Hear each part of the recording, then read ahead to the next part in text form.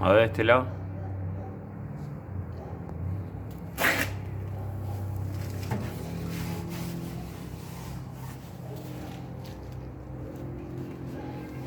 ¿Se acuerdan acá el triangulito?